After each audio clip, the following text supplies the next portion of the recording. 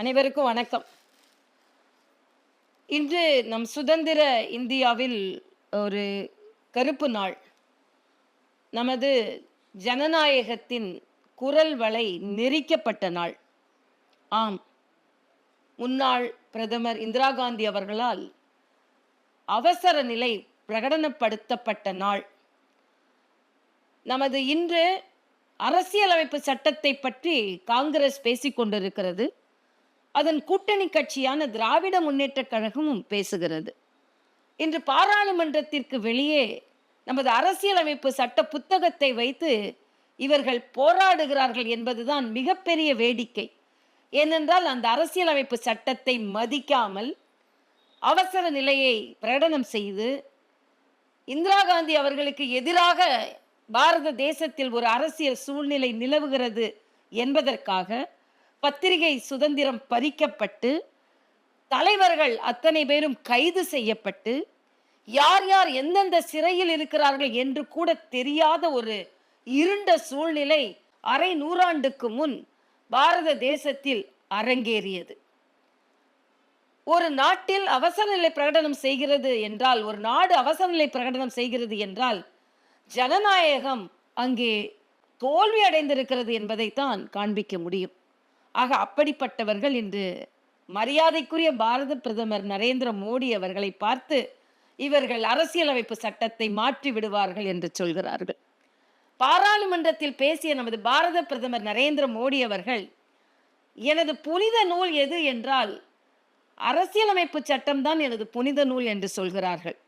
சில ஆண்டுகளுக்கு முன்னால் அமெரிக்க நாடாளுமன்றத்தில் பேசிய போது கூட, எனது நாடு மிகப்பெரிய அரசியலமைப்பு சட்டத்தை எங்களுக்கு கொடுத்திருக்கிறது, அதில் 80 கோடி வாக்காளர்கள் சுதந்திரமாக வாக்களிக்கும் தன்மையை அந்த அரசியலமைப்பு சட்டம் எங்களுக்கு கொடுத்திருக்கிறது. சுமார் 130 கோடி மக்களுக்கு பேச்சுரிமை, எழுத்துரிமை எல்லாம் கொடுக்கப்பட்டிருக்கிறது. சுதந்திரமாக அவர்கள் நடமாடும் உரிமையை இந்த அரசியலமைப்பு சட்டம் எங்களுக்கு கொடுத்திருக்கிறது என்று நமது அரசியலமைப்பு சட்டத்தை பற்றி வெளிநாடுகளில் சென்று அவர் பெருமையாக பேசுகிறார்.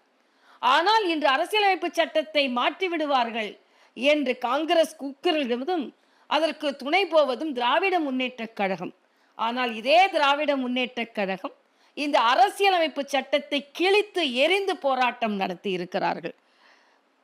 வழக்காடு மன்றத்திற்கு வந்தவுடன் நாங்கள் அரசியலமைப்பு சட்டத்தை எல்லாம் கிழிக்கவில்லை, நாங்கள் வெறும் காகிதங்களைத்தான் கிழித்தோம் என்றும் சொன்னார்கள். மரியாதைக்குரிய கருணாநிதி அவர்கள் தலைமையிலேயே அரசியலமைப்பு சட்டத்தை கிழித்தெறியும் போராட்டம் நடைபெற்றது. ஆக இவர்கள் எல்லாம் அரசியலமைப்பு சட்டத்தை மதிக்காமல், ஜனநாயகத்தை மதிக்காமல் இருந்துவிட்டு இன்று பாரதிய ஜனதா கட்சியை பார்த்து அவசர நிலை பிரகடனத்தின் போது அனைத்து பாரதிய ஜனதா கட்சி தலைவர்கள் தான் கைதானார்கள். ஏன், பழைய காங்கிரஸ் என்று சொல்லுகின்ற காமராஜர் அவர்களின் தொண்டர்களும் கைதானார்கள். இன்னும் சொல்ல போனால் இந்த அவசர நிலை பிரகடனத்தில் நேரடியாக பாதிக்கப்பட்டவள் நான்.